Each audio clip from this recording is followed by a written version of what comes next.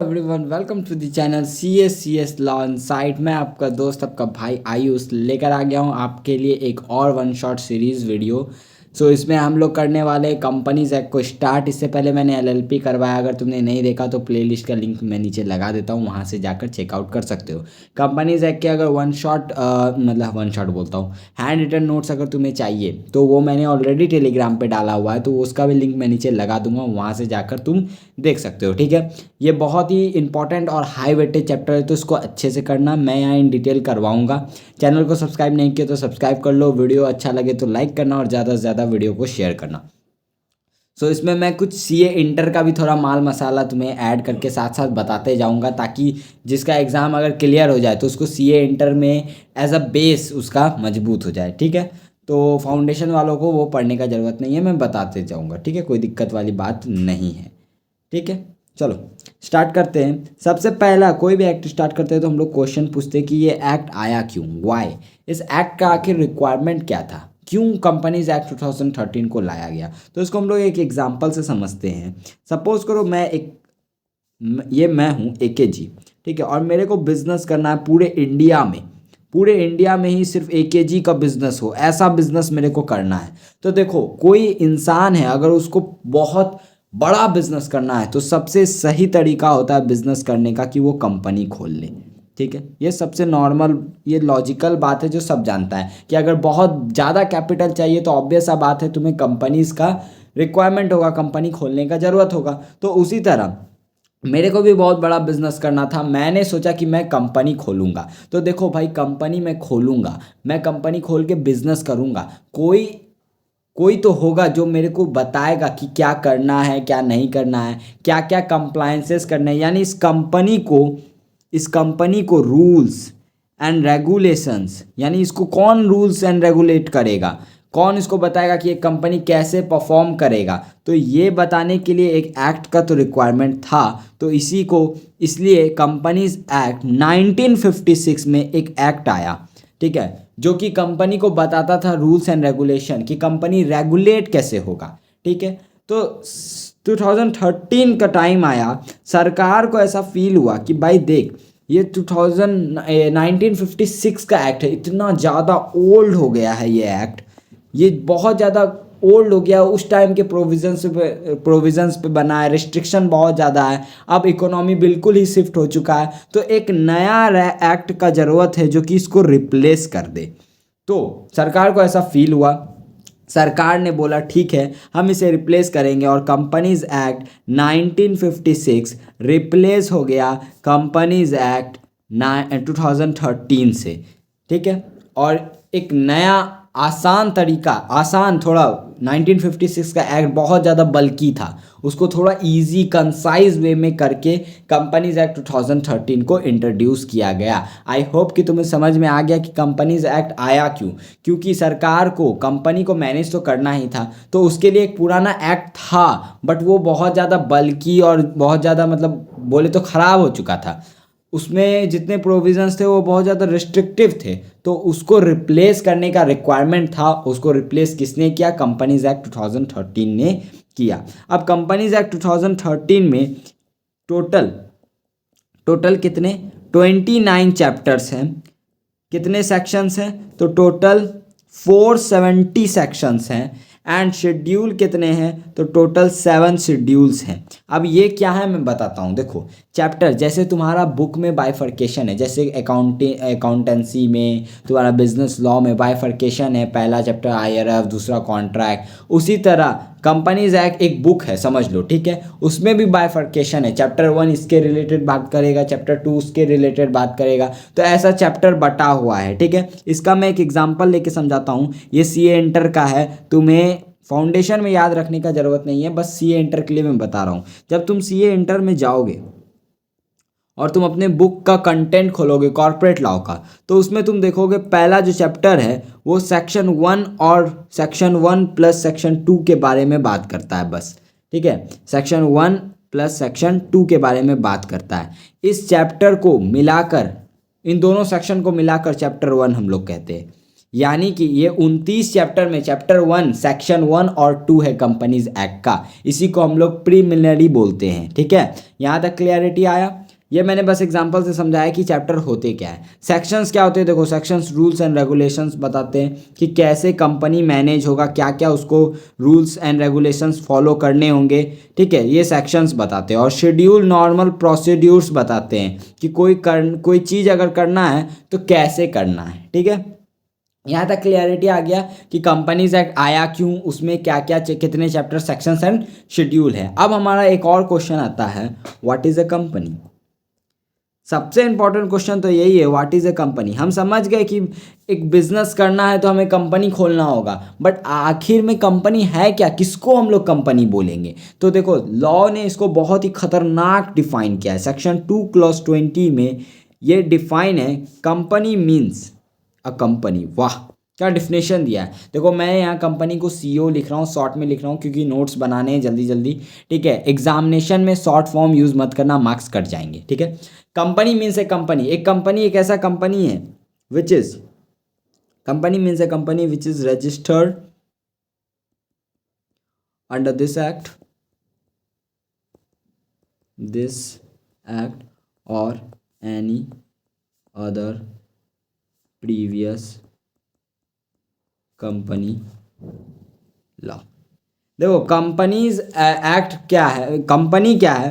Company एक ऐसा company है, यानी कोई भी ऐसा एंटिटी जो कि कंपनीज एक्ट 2013 में रजिस्टर हुआ है, या कोई प्रीवियस पीछे कोई उससे पहले कोई भी कंपनीज एक्ट आया था, जैसे कि कंपनीज एक्ट 1956 उसमें रजिस्टर हुआ है, उसको हम लोग मान लेंगे कंपनी। इस डेफिनेशन से घंटा कुछ क्लैरिटी नहीं आ रहा है, क्या बोल रहा है किसी को कुछ समझ नहीं आ रहा। भाई कंपनी मीन्स क्या, जो कि इस एक्ट में रजिस्टर है और जो कोई प्रीवियस कंपनी लॉ में रजिस्टर है। अगर तुम ये एग्जामिनेशन में ये डिफिनेशन लिखोगे, खाली ये डिफिनेशन लिखोगे, तुम्हें मार्क्स कुछ नहीं मिलेगा।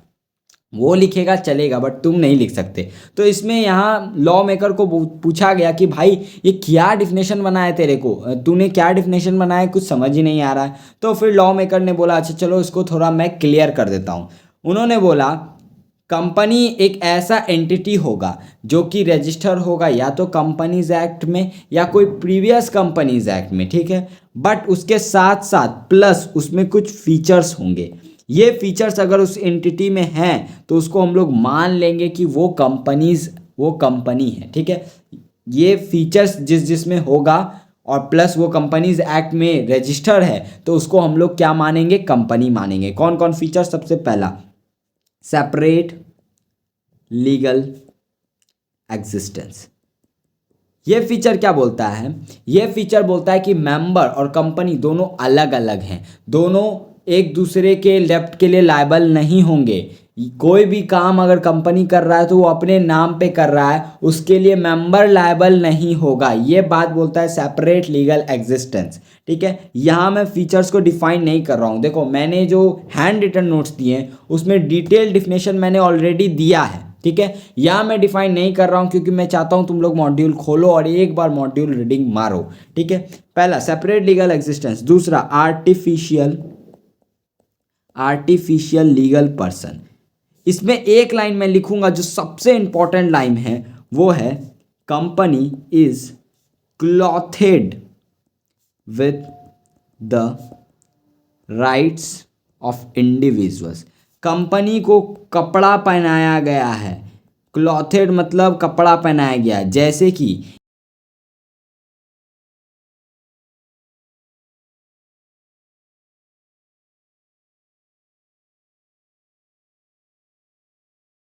ठीक है, लीगल पर्सन एक ऐसा पर्सन जो कि लीगली कोई एक्शन ले सकता है।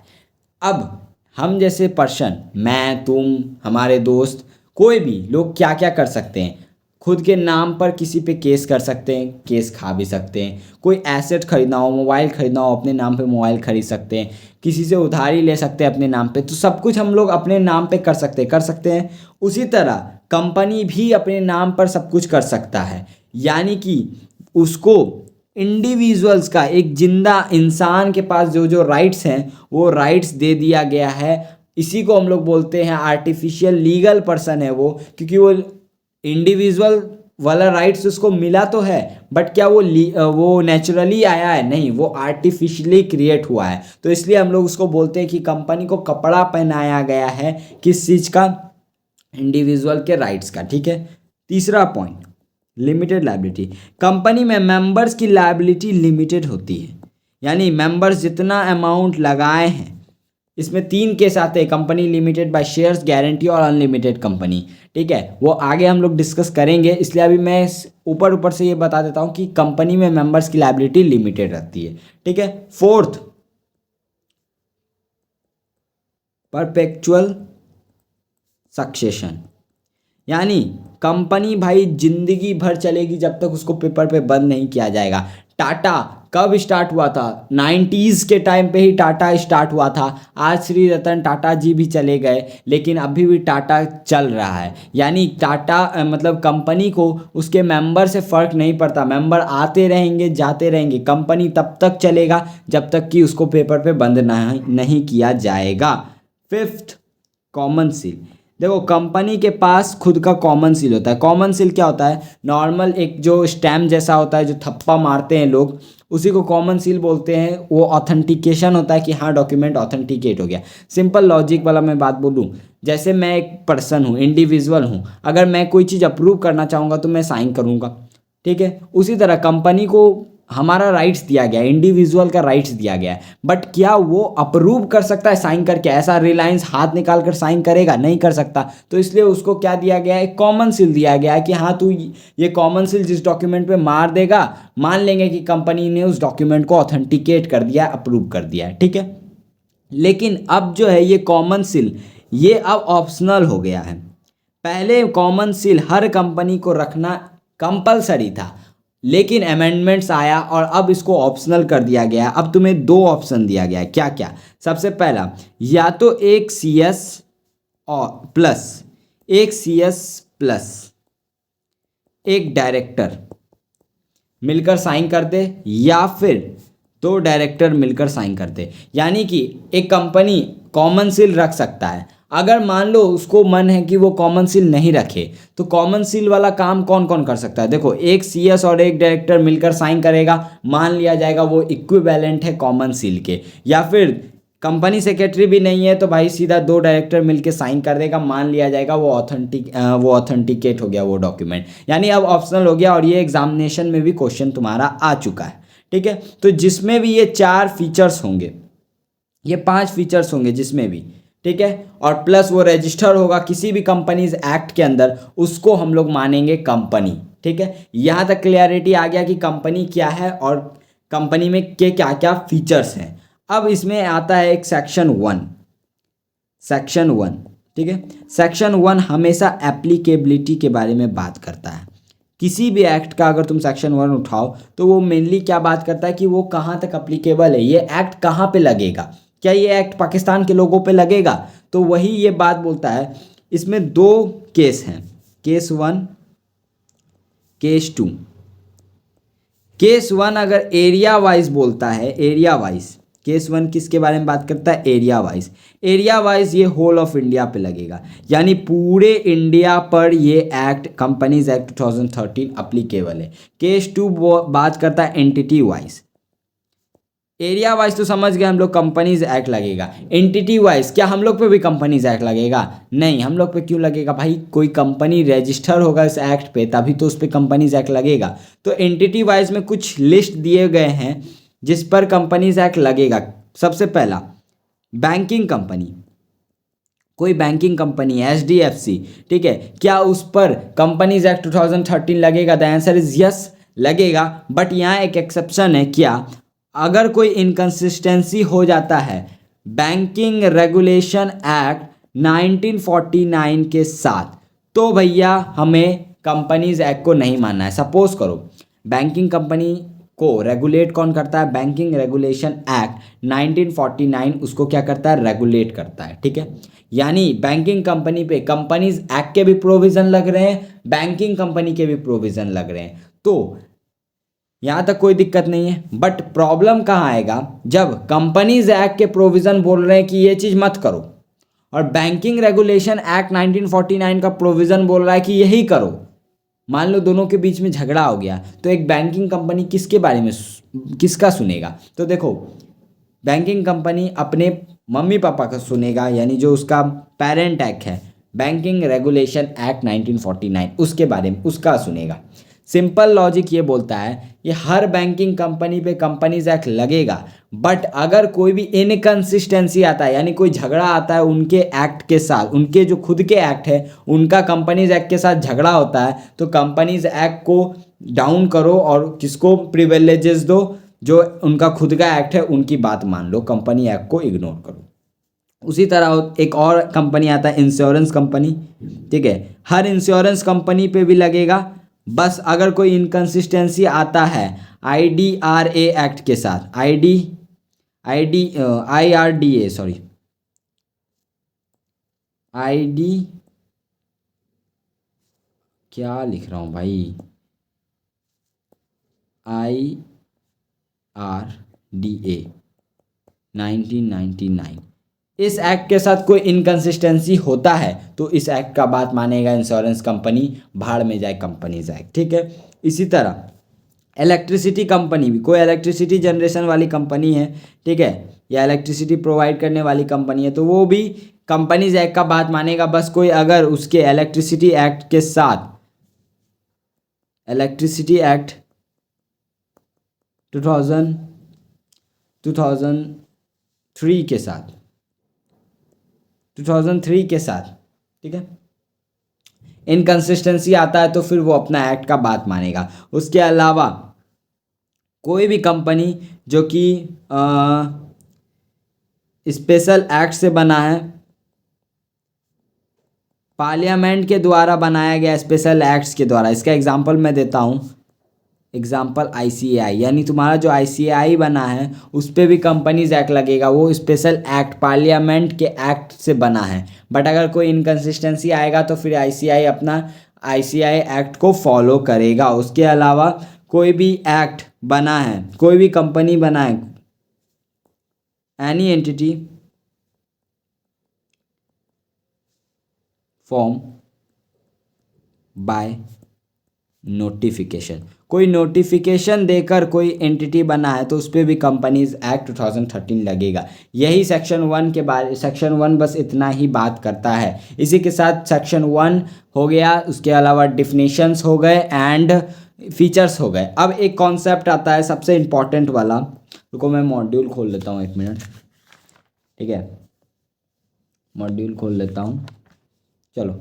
हाँ, कॉर्पोरेट वेल्थ का कॉन्सेप्ट आता है। किसका कॉन्सेप्ट आता है? कॉर्पोरेट वेल्थ का।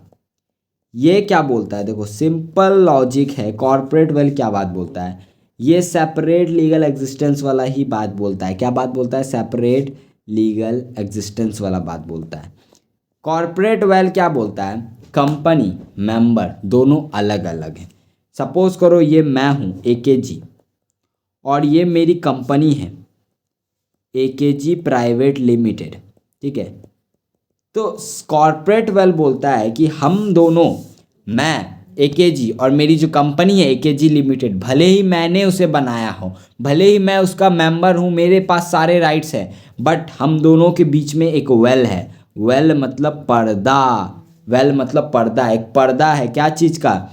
एग्जिस्टेंस का। यानी कि लॉ के आंखों में AKG अलग है, AKG लिमिटेड अलग है। कोई गलती अगर AKG प्राइवेट लिमिटेड से हुआ है, यानी कोई लोन लिया है, सपोज करो इसने 100 करोड़ का लोन लिया SBI से, SBI से 100 करोड़ का लोन लिया है, तो AKG प्राइवेट लिमिटेड ही लोन चुकाएगा SBI को। SBI मेरे पास आकर लोन नहीं मांग सकता है। यानी भले ही लोन लिया मैंने, कंपनी के नाम पे लिया मैंने, यूज़ मैंने किया कंपनी के फंड में, जिस तरह मैंने यूज़ करना था मैंने यूज़ किया, और अब मैं रीपे नहीं कर पा रहा हूँ, तो SBI जब भी मांगने आएगा AKG प्राइवेट लिमिटेड से मांगने आएगा, मेरे से नहीं मांग सकता, क्योंकि हम दोनों के बीच में सेपरेट लीगल एग्जिस्टेंस है। अब तुम्ही को मैं एक रियल लाइफ एग्जांपल देता हूँ। अगर जियो में कोई दिक्कत है, कोई नेटवर्क नहीं चल रहा है तुम्हारा, एयरटेल में नेटवर्क नहीं चल रहा है, ठीक है, या फिर टाटा का कोई प्रोडक्ट ख़राब है, तो तुम टाटा पे केस करोगे, तुम रिलायंस पे केस करोगे, तुम एयरटेल पे केस करोगे, ना कि तुम उनके मालिक मुकेश अंबानी, रतन टाटा जी, उन पे केस नहीं कर सकते तुम।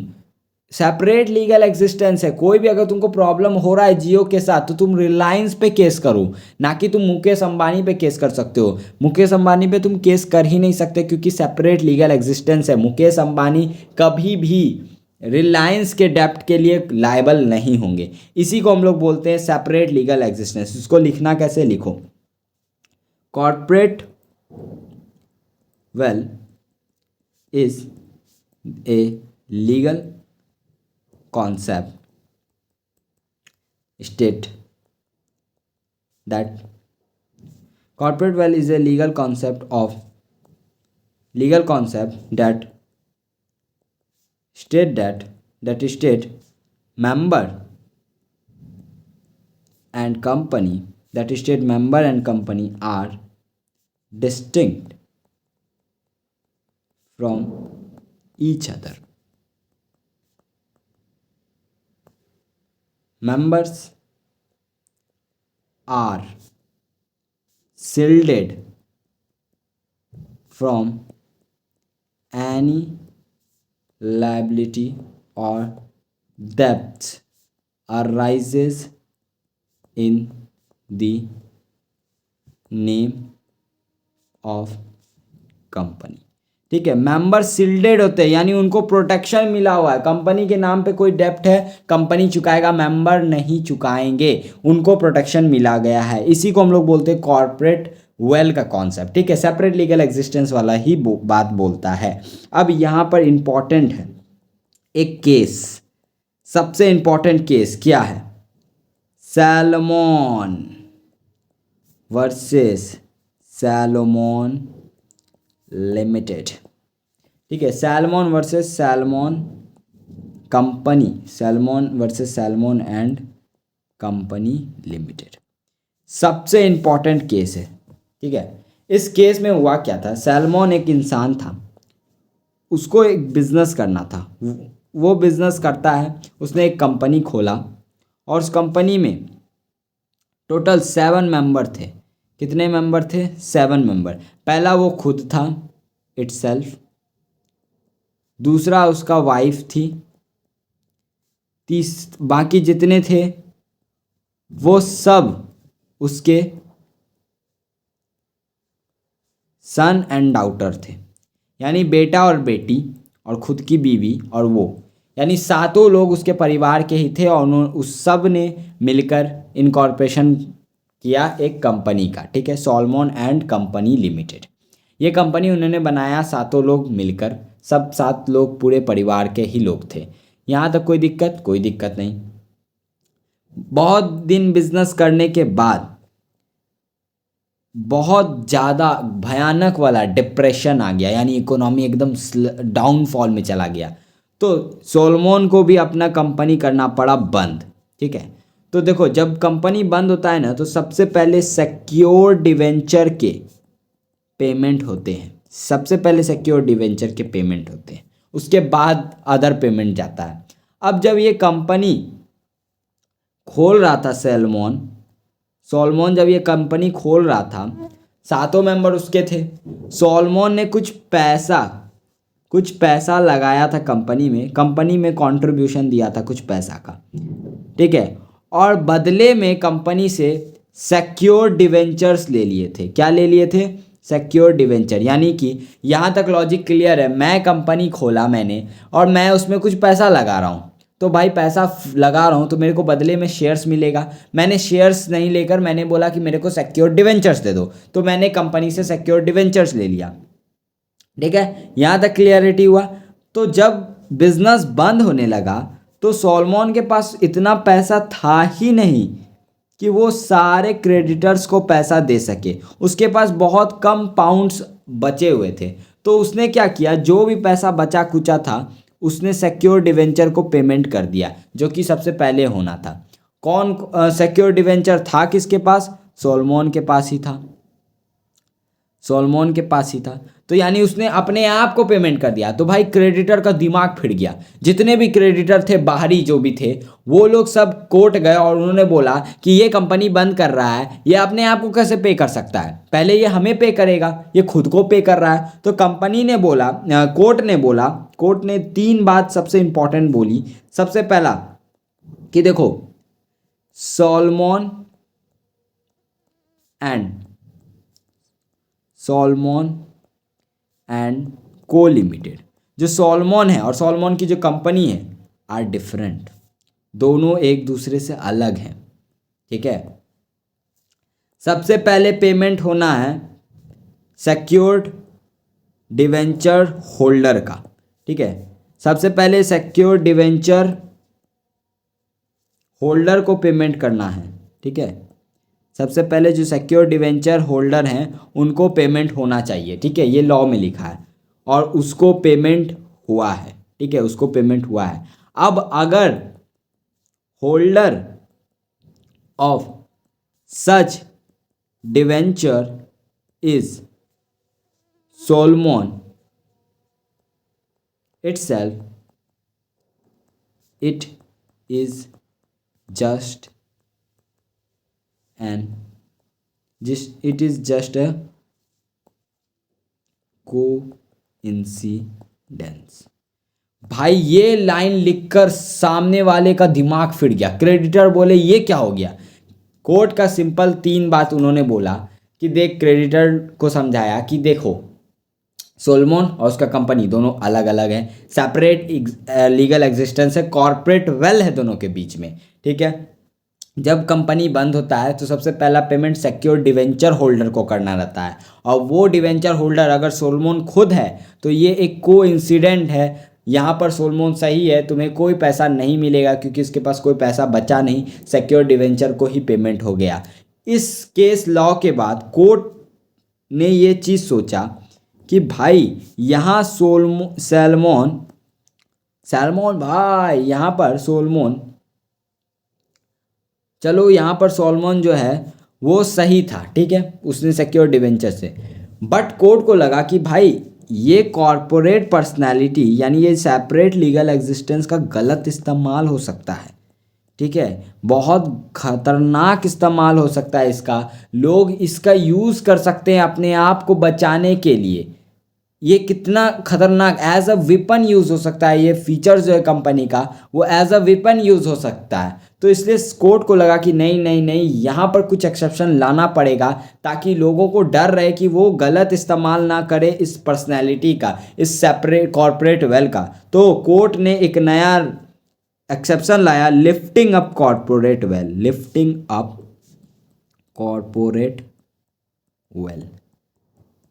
कोर्ट ने बोला this concept is exception to the concept of corporate veil. This concept is exception to the concept of corporate wealth, where any person uses corporate misuses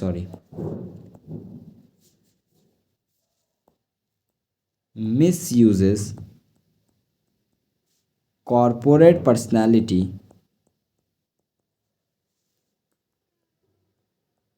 the court shall disregard the separate existence and held such person personally liable।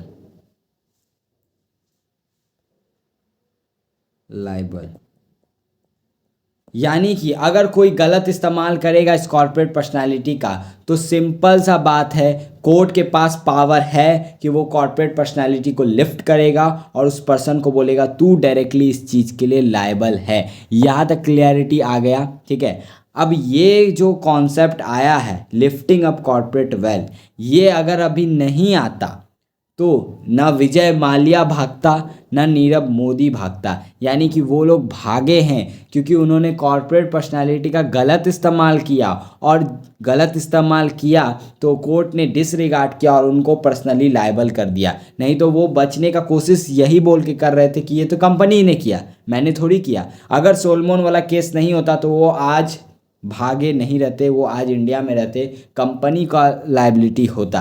But क्योंकि lifting up corporate wealth था तो वहाँ पर corporate wealth को lift किया गया। अब तुम्हारे मॉड्यूल में 5 ऐसे केसेस हैं, केसेस जहाँ पे कॉर्पोरेट वेल्थ लिफ्ट हुआ है। ठीक है, 5 ऐसे केसेस हैं। ठीक है, कॉर्पोरेट वेल्थ लिफ्ट हुआ है, 5 ऐसे केसेस हैं।